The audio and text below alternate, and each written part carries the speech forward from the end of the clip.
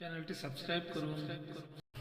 মাধ্যমিকের স্থগিত ষান্মাসিক মূল্যায়ন নিয়ে শীঘ্রই নির্দেশনা আসছে, এমনটাই দৈনিক শিক্ষা.com-কে জানিয়েছে জাতীয় শিক্ষাক্রম ও পাঠ্যপুস্তক বোর্ডের শিক্ষাক্রম উইং এর সদস্য প্রফেসর রবিউল।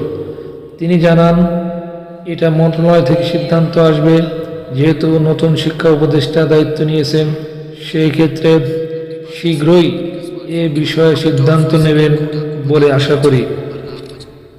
বিষয়টি পলিসি সিদ্ধান্ত, আমার পক্ষে নির্দিষ্ট করে বলা সম্ভব নয়।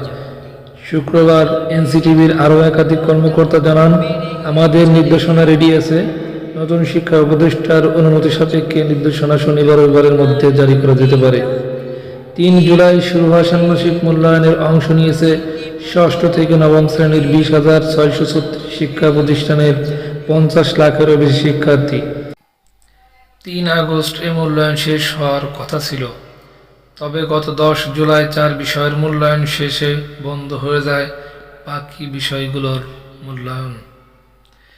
আটকে যায় অর্ধেকেরও বেশি বিষয়ের মূল্যায়ন, যার ফলে বিপাকে পড়ে অর্ধকোটির বেশি শিক্ষার্থী, শিক্ষক ও অভিভাবকেরা। তিনি বলেন, দ্রুতই ষান্মাসিক মূল্যায়ন আরম্ভ করা হবে। নতুন নতুন খবর পেতে সবার আগে চ্যানেলটি সাবস্ক্রাইব করে বেল আইকনটি অন করে রাখুন। সকলকে ধন্যবাদ। দেখা হচ্ছে পরবর্তী ভিডিওতে।